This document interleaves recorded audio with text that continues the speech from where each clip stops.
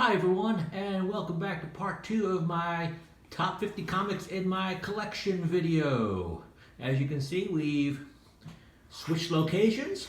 The other room is starting to get a little dark, so we're coming down here to the dining room where it's a little more light, a little more open too. Let's see how this works. Maybe you'll like this better. Maybe you'll like the other room better. Let me know in the comments which location you think is best for this. So, without further ado, let's get started with part 2. At number 25 is Amazing Spider-Man number 361. We all know this as the first appearance of Carnage, soon to be seen in the Venom 2 movie, which will be released hopefully someday. As of right now, it's keep your fingers crossed. Number 24 in the collection. If you saw the other video, I explained that the site I use to upload all the values of these books to seems to overvalue some Silver Age books, and this one comes in at number 24, Iron Man 6. I don't agree with the value, but again, it is what it is. Number 24 is one of the more recent books in the collection. This is the beautiful John Tyler Christopher cover to Wolverine number 1. This is the C2E2 Chicago Convention exclusive. And this comes in at number 23. Number 22 is New Mutants 87. This is the first appearance of Cable. Number 21 is Incredible Hulk number 105. This is a classic Marie Severin Incredible Hulk cover.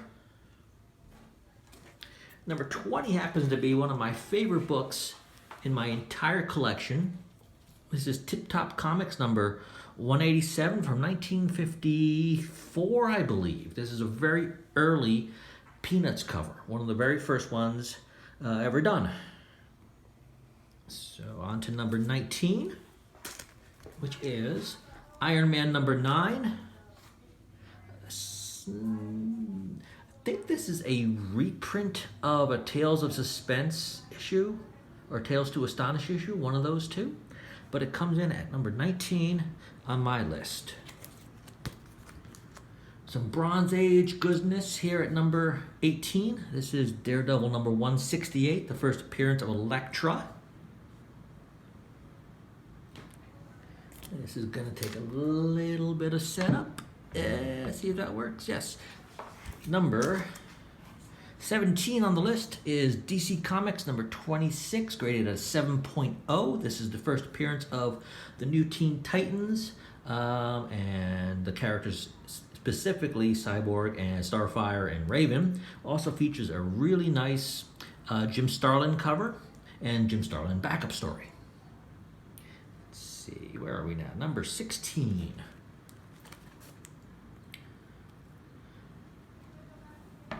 Number 16 is X-Men number 97. This is some Chris Claremont and Dave Cockrum goodness. In fact, let me see if I can open this up. No, it doesn't add value to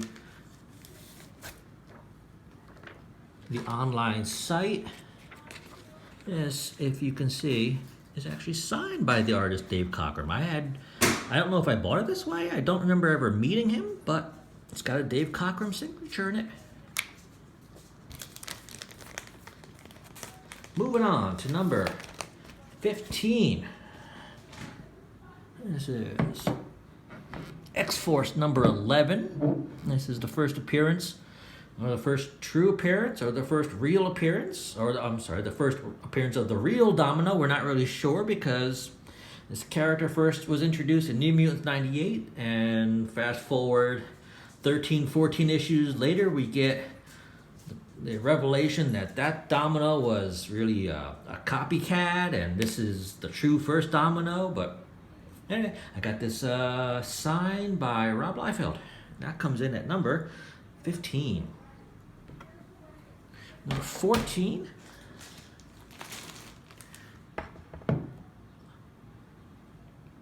Everyone's favorite cat burglar outside of Catwoman.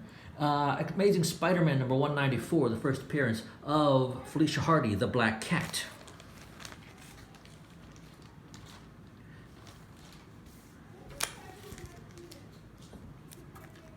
Moving on to number 13 we are. Nice old Iron Man issue. I seem to have a lot of Iron Man, don't I? This is Iron Man number 4 from 1969, I believe. Again, I think slightly overvalued, but yeah, that is what it is. Speaking of overvaluing, not quite sure I agree with this, but this is X-Men 244. Coming in at number 12, this is the first appearance of Jubilee, graded at a 9.6.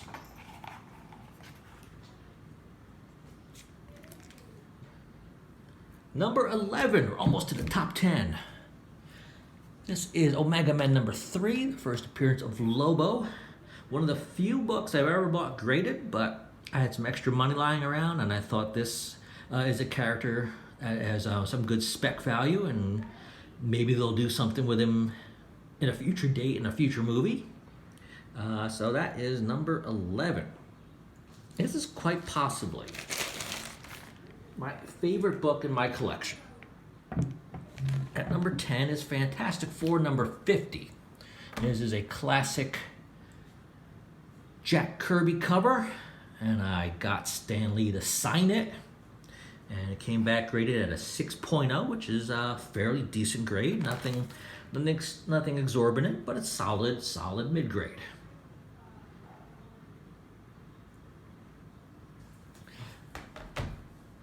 Number 9, Amazing Spider-Man number 17 from 1964. This is the second appearance of the Green Goblin.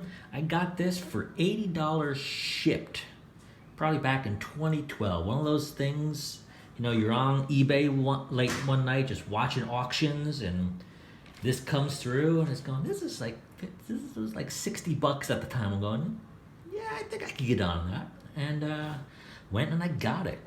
And good thing I did too. This has gone up in value since then. Second appearance of Green Goblin. Another one of my favorite books in my collection. Not that it has any real significance. It's just one of the oldest ones in the collection. This is Action Comics number 112 from 1947. For what it's worth, this is the fifth appearance of Mr. Mxyzptlk.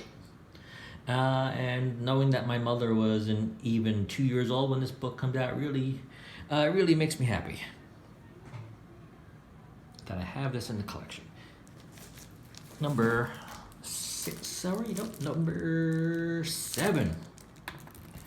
Dazzler first appeared in X-Men number 130. And I got that signed by Chris Claremont a while back. It came back graded a 9.6. We got number 6. Keeping with the Iron Man trend.